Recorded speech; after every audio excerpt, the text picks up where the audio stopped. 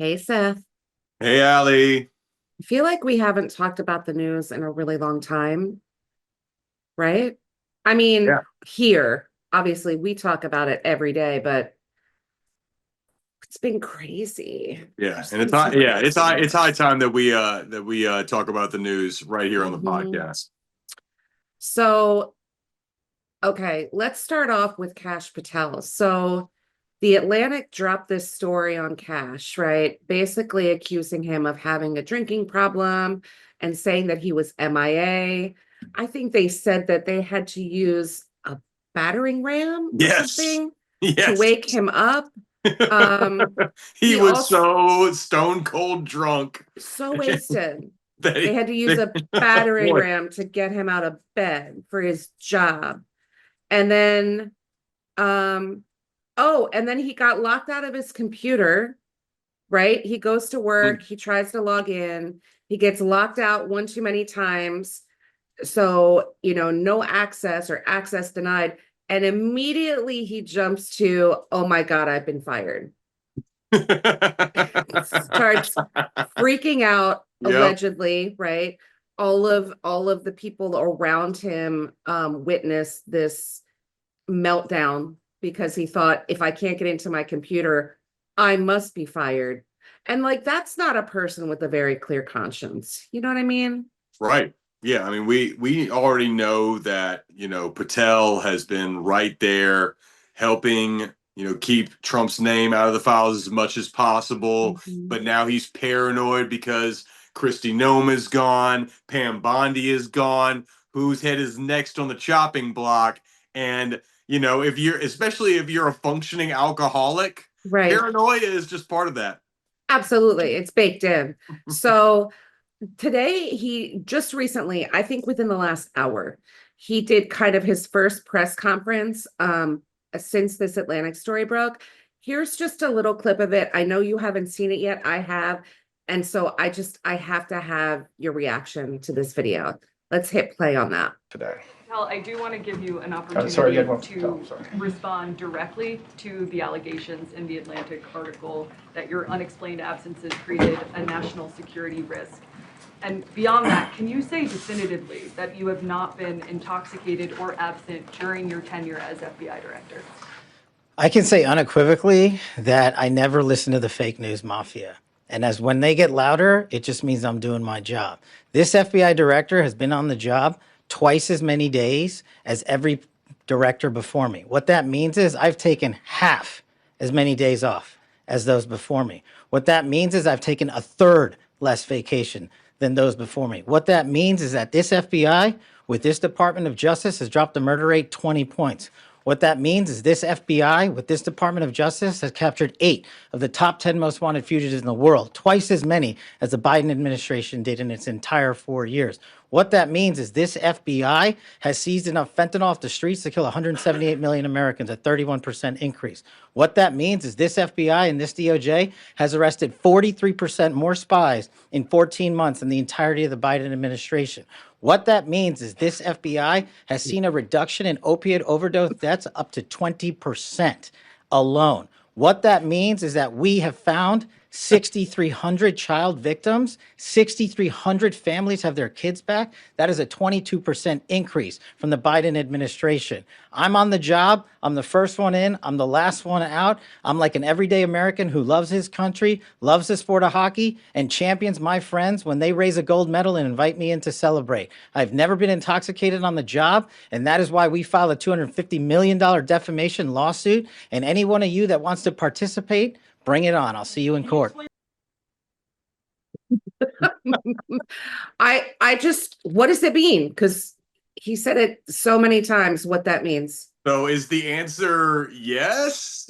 I mean, he he seemed to love to tout like all the numbers, but you didn't answer the question, Cash. Mm-mm. Can you say? I mean, you can be at work.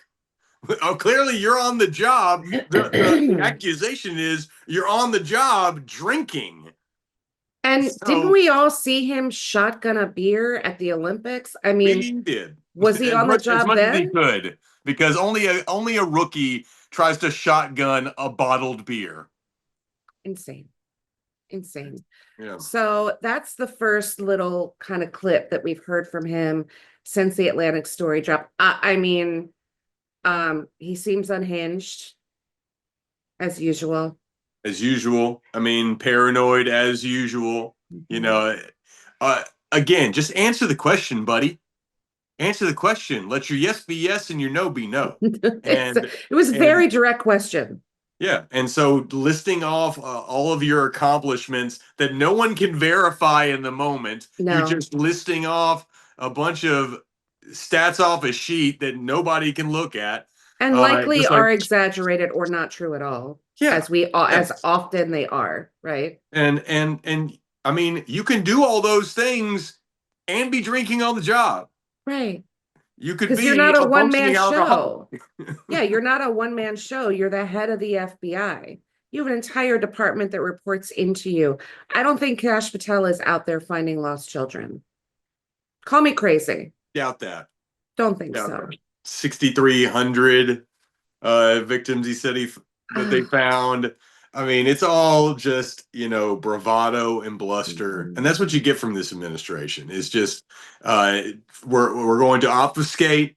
We're not going to we're not going to answer questions. We're just going to tell you all the good stuff that we're doing. Right. And we may or may not be doing it, but that's supposed to be good enough when we just completely don't answer the question. And so again, it just makes you look guilty, man. It makes really you look guilty. does. And allegedly he has filed a $250 million lawsuit against the Atlantic. So stay tuned for Discovery because that's going to be a blast. Like, it's funny because Trump just lost his $10 billion lawsuit with the Wall Street Journal. I mean, Cash, 250 mil, that's small potatoes, bro. That's nothing. Step up. Step That's up. nothing. If you don't have $1 billion by the name, I mean, what's the point? What is the point? Step it up, bro. 250 million is nothing. Nothing these days. Nothing for this administration. That's not even how they sue. That's crazy, man. And so, I'm sorry, but if people are lying, they're not going to come up with a story about a battering ram. It's so specific. It's so specific and wild. Truly, you cannot write this shit. So, hey, look, the investigation is going to come out. And now, during the process of a lawsuit, all these details are going to come out. All these sources are going to come forth and drop their information, and we'll see where the chips lie. But, it just seems like the beginning of the end of yet another failed member of this administration. Yeah, I don't think he's long for the Trump administration. I think his days are numbered for sure, especially the more unhinged he gets. So let's switch to Iran, because also right before we went to recording, Donald Trump posted a truth on Truth Social. This is the way he does policy these days. Because you're so good at reading Donald Trump's truths, I thought I'd give you the opportunity to go ahead and read this one off, and then we'll talk about it. Okay. And we do it. We do it in the voice. Yes. Yes. Yeah. Based on the fact that the government of Iran is seriously fractured, not unexpectedly so, and upon the request of Field Marshal Asim Munir and Prime Minister Shehbaz Sharif of Pakistan, we have been asked to hold our attack on the country of Iran until such time as their leaders and representatives can come up with a unified proposal. I have therefore directed our military to continue the blockade and, in all other respects, remain ready and able, and will therefore extend the ceasefire until such time as their proposal is submitted and discussions are concluded one way or the other. Lots of words. So basically taco again, because the ceasefire is supposed to be ending right now, right? We have no agreement. He is always threatening kind of fire and brimstone when he doesn't get his peace agreement. We don't have a peace agreement. Iran is saying we're not even going to discuss a peace agreement, not under duress, right? Not under threat. So what can Trump do? He can either bomb them to smithereens, which he doesn't want to do, or he puts out a policy in the form of a truth post saying, we're gonna continue the ceasefire. And we're gonna continue these talks. And it's I mean, that's a whole lot of words to just say Iran's not meeting us in Islamabad. Mm-hmm. They're not there. They're not meeting with JD, with Jared, with Steve Witkoff. They're not showing up. So your whole call for a ceasefire with all these people begging you to stop. No, bro, it's because they won't meet with you. So you're extending a ceasefire agreement that, you're basically saying, I'm going to extend it because I have no choice, but I don't want you to know that I don't have a choice. Like he's talking to himself at this point. Yeah. There's no one communicating with him from Iran. So he's just talking to himself when he makes these truth social posts. He's talking to no one. He's talking to like the voices in his head, I guess. I mean, he's really fucking stepped in it. I don't think, Iran is in any rush to let him off the hook. I think they want him to suffer mass humiliation. Yeah. And they're willing to hurt themselves in order to hurt us because they reside in the land of the oil. They don't have to worry about it. They can use it for their own purposes. Here in America, we sell the majority of the oil that we farm out. So, Exactly. we drilled baby drill, but we sell baby sell. They Yep. can keep all of theirs and be sitting pretty take their little hit while we suffer here in America with everybody having to buy their own car, drive their own car. Very few of us take the train or the bus. We're beholden to fossil fuel, and they know that. Yeah. So heavily reliant. Didn't have to be that way, but that's where we are. And it feels to me like Trump has just run out of options. I don't know where he's so painted into a corner. I don't know how he ever gets out of this. I really don't. And we're already hearing multiple accounts of him being kept out of the Situation Room. Oh God. He's so erratic. Yeah. And staying up all night. That tweet, you crazy bastards, open up the strait. That same night they kept him out of the Situation Room because he was looking for the codes. And now I've just heard another story. That's another alleged story. Yeah. So talk about that. Yeah. I mean, just the other night, he was asking for the codes. Yeah. And I mean, to him, terrifying. This is a real option on the table. Yeah. And everybody, we talk about the 25th Amendment, and it's real cute because it has to begin with his cabinet, with his vice president, and they're all loyalists. There's not anybody who's going to look at this objectively and think about the American people. They're all loyal to Trump, and even though they see all these names falling by the wayside, somehow they're delusional enough to think, "Oh, it won't be me. So I'm just gonna hold on to my power." But it's at this point, it's so concerning. It really is so concerning. The fact that he's even asking for the codes, asking to potentially use nuclear weapons on Iran, and allegedly, the most senior military member in that room was like, absolutely not. Like, firmly put his foot down, walked out of the room, ashen, head down, concerned. That should concern all of us. And again, I say allegedly, I don't know that this has been verified. This is all sort of leaked information, but it doesn't surprise me because we know during his first term, he had an appetite to use nuclear weapons. He's fascinated by them. He doesn't understand why everybody has them and no one's used them. Like, what do you mean? What do you mean you don't understand why no one's used them? Don't you know what happens after you drop a nuke? This guy is just completely out of his mind. Yeah, and when you are tweeting all night, and in the middle of the night, you say something like, "Open up the fucking strait, you crazy bastards," as the president of the United States, and I hear on that same night that they had to remove you from the Situation Room, doesn't really surprise me. Sounds No. like you were cuckoo for Cocoa Puffs, and the adults had to remove you. Well, And yeah, it that's sounds like embarrassing. it's really embarrassing. It's really, I mean, if we can't rely on a commander in chief, right, to be in the Situation Room, making decisions, being strategically, involved with military decisions, you're not fit to serve, period. I mean, at the end of the day, we've all seen images and sometimes video of former presidents in the Situation Room overseeing the execution of a military, whether it's an invasion or like I think of Osama bin Laden when he was captured and killed. I mean, this has always been a thing. And the fact that he can't be trusted to be in the Situation Room because he is so erratic and disruptive.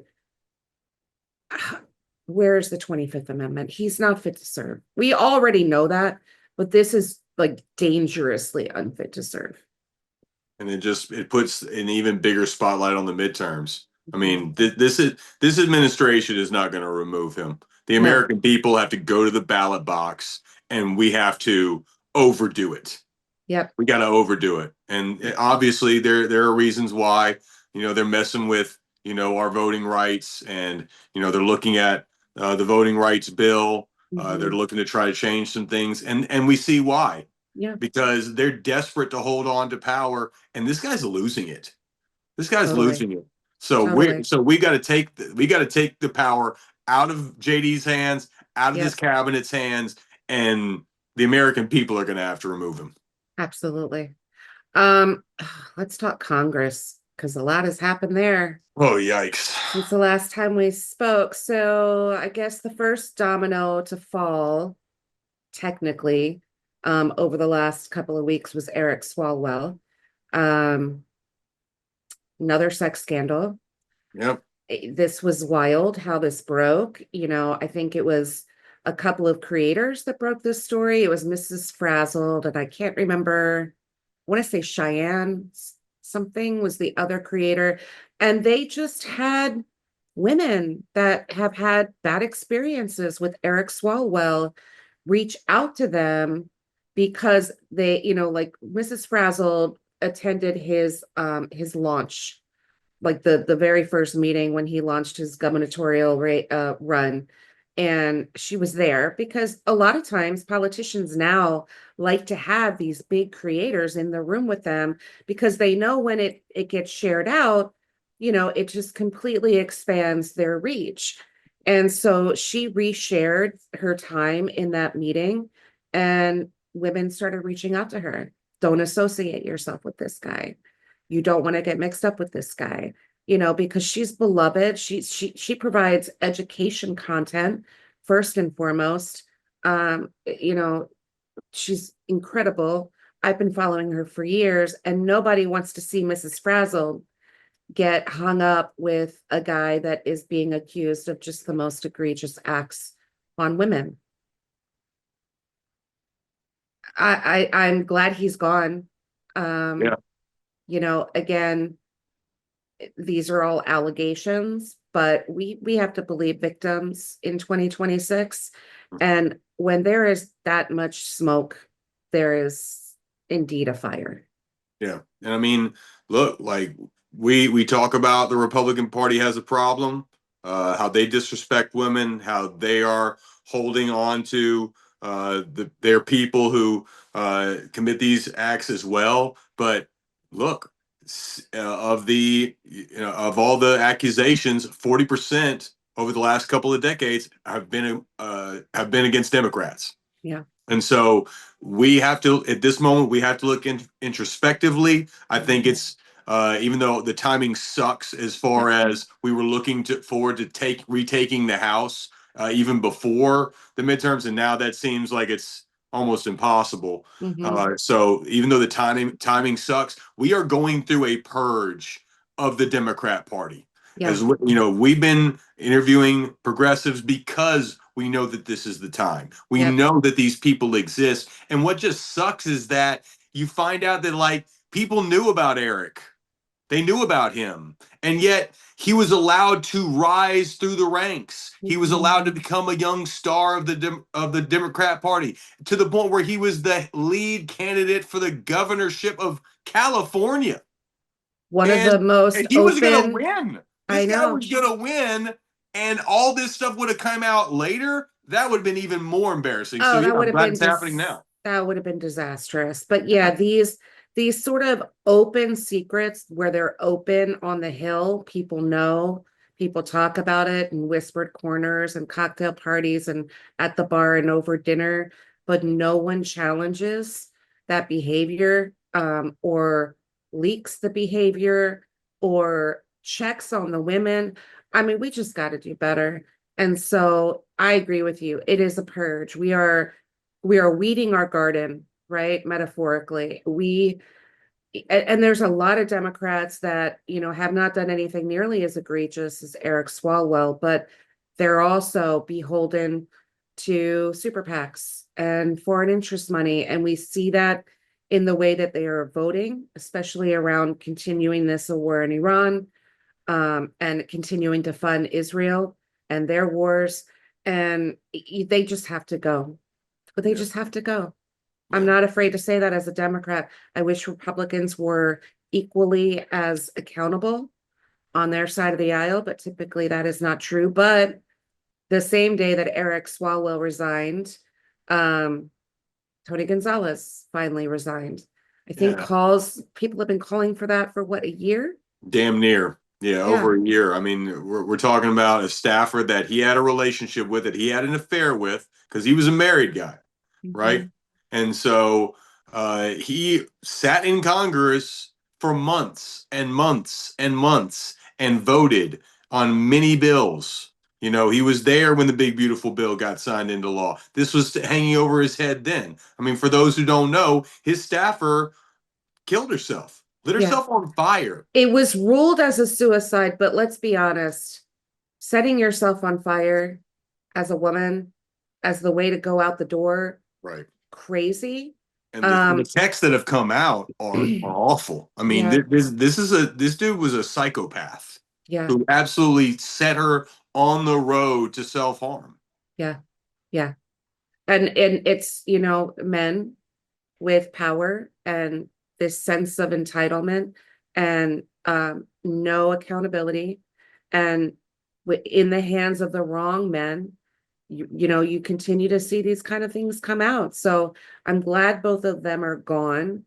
And now today, Rep. Sheila Shrifalis McCormick from Florida resigned. She is currently embroiled in a financial scandal. So the House Ethics Committee was set to consider whether to recommend she be expelled from Congress. 25 ethics violations related to allegations that she stole federal relief funds and used some of that money to fund her political campaign. She has a criminal trial also about these allegations that is scheduled for February of 2027. Seemingly before the ethics committee began discussing whether or not to expel her, she decided to resign, thinking that that expulsion could potentially have an impact on her criminal trial, right? Right. And Because it's you're just not a kind good of, look. It's it's just not not a a good good look. look. It's not a good look. Yeah. And the whole party's going to get dragged through the mud.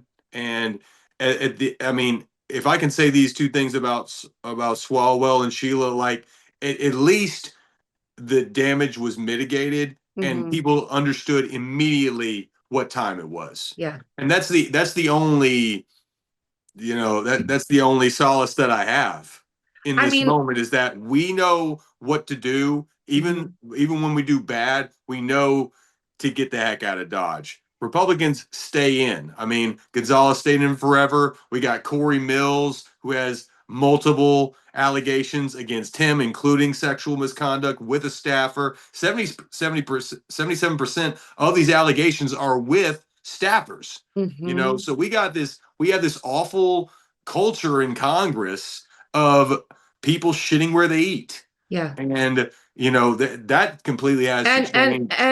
And really exerting their power, right? Because if you are chasing after interns or staffers, there is such a huge power imbalance there.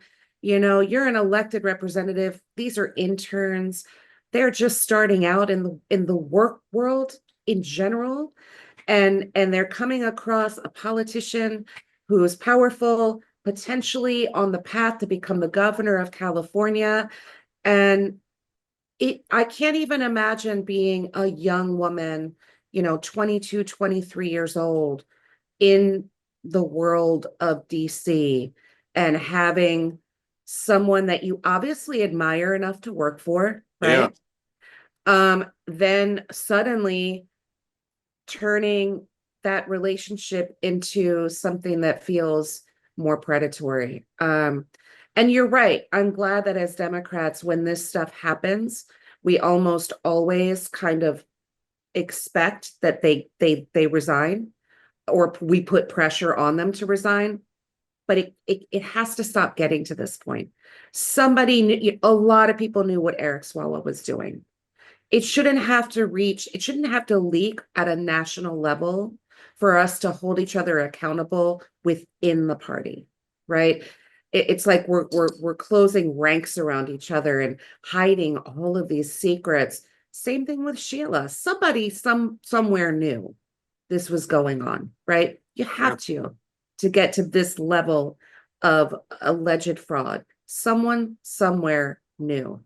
And so we just have to get better at why are we waiting until why are we waiting, number one, until so much damage has been done to the reputation of, representatives, and to the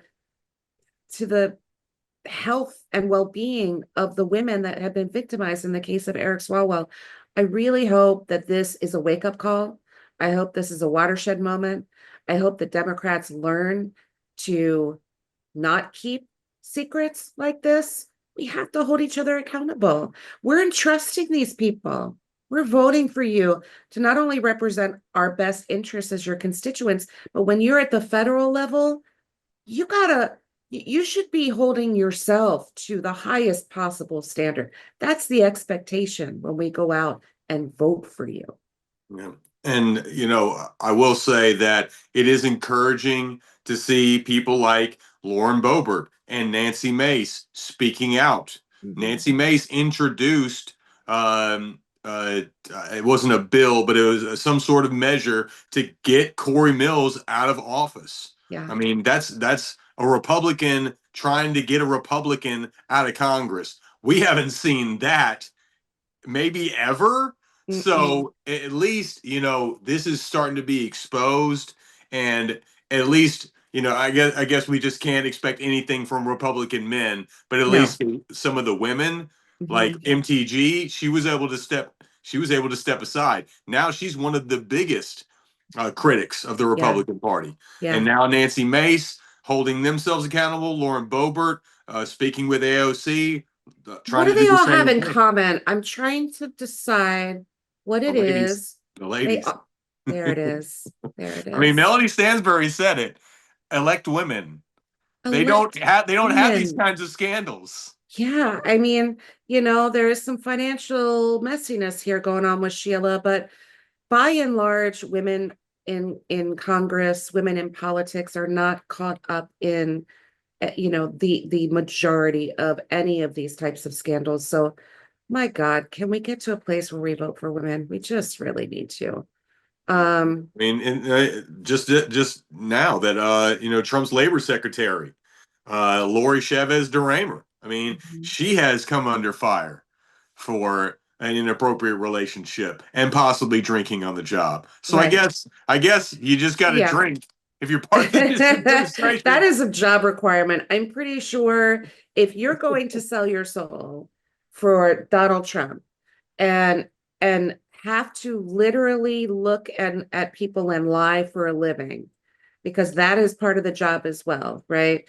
is constant lying, constant gaslighting, avoiding and evading real questions from the press, and any accountability.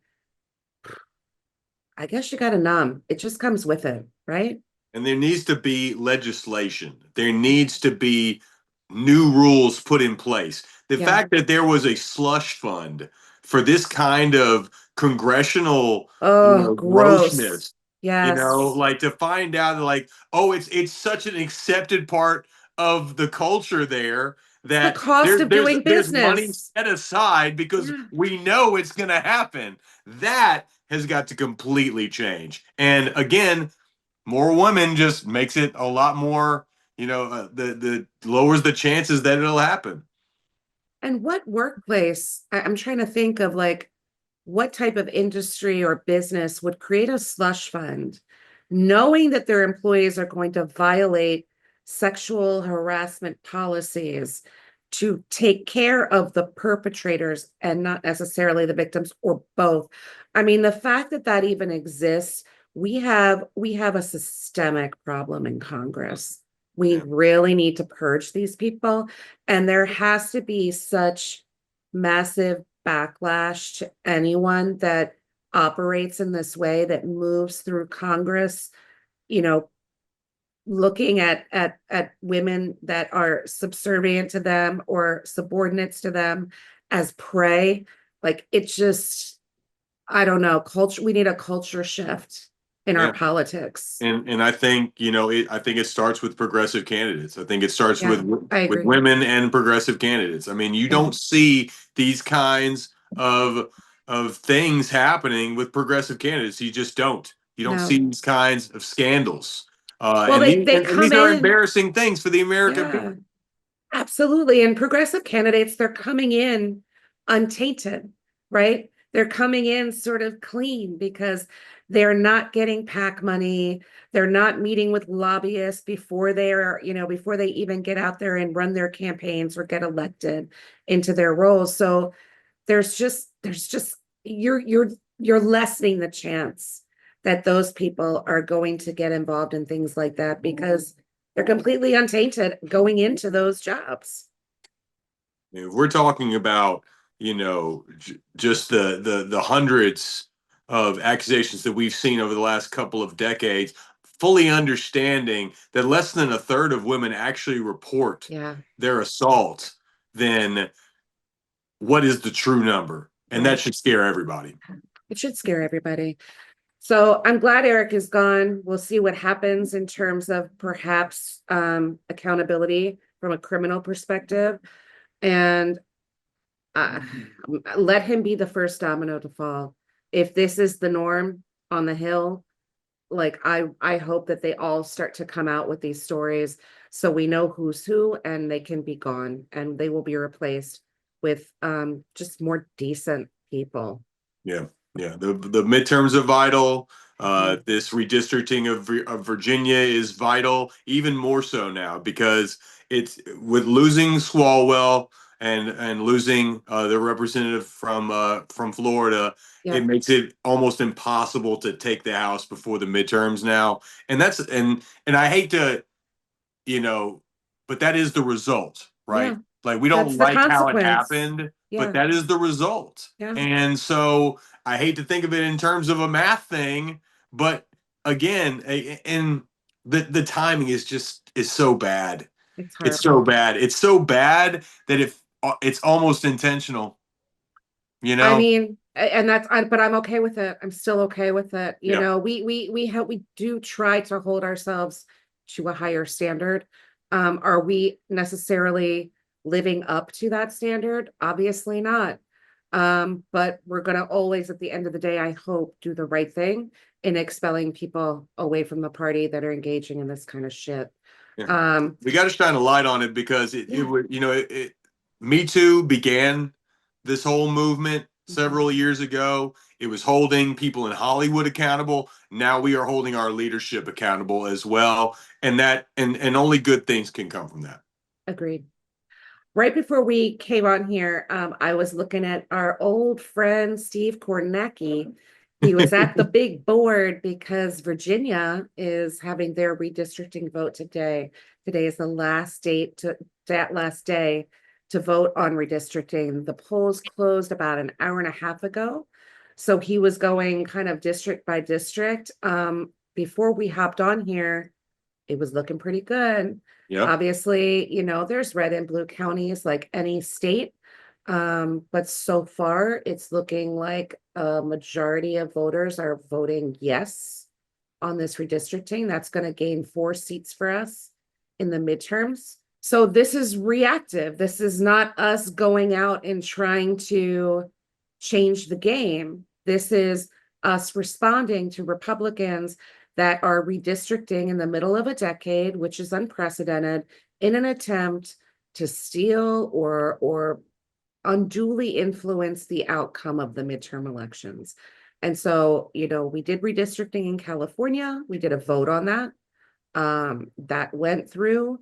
We're doing a vote in Virginia. What was the other state where we did a redistricting vote? I believe it was Maryland was trying to do it, but I don't Maybe. think it went through. But the difference again between us and the Republicans is we're putting it to a vote, right?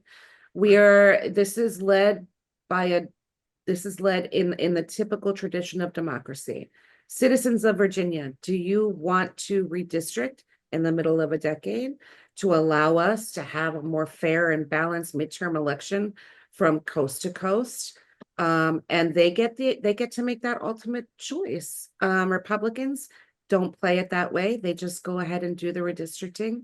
Voters don't really have a say. Yep. I'm Whether really it's hoping we Texas get or a yes on Florida. this. Yeah, it just doesn't, So by tomorrow or later tonight, hopefully we'll know how that redistricting vote went. I'm really like fingers, toes, everything, eyes crossed that we get a yes on this.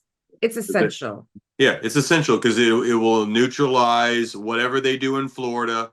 And once again, it's important to show that the Democrats are about democracy. We're about the vote of the people, the will of the people, whereas Texas and Florida are just saying, we're going to do it. Don't care what you think about it. It's happening. And hopefully people recognize the difference because we're already seeing seats flip in the state house in Florida. Trump lost Mar-a-Lago, the Mar-a-Lago district. They've lost Boca Raton. They've lost Miami. So Florida can continue to do this to their citizens unwarranted. But when they get their chance to vote in November, I get a feeling that Florida is in play because they're seeing what happens and they're saying, wait a second, they've taken our right to vote away, our right Taking our voice. to Yeah, determine what happens in our state. And exactly. all Americans are going to have a problem with that. Absolutely.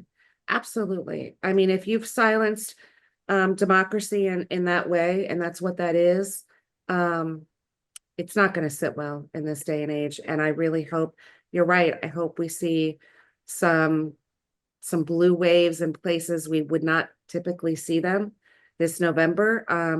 But right now, I'm just holding my breath for this Virginia battle. Let's hope that it goes through. That's going to be huge for us. We really need that for the midterms.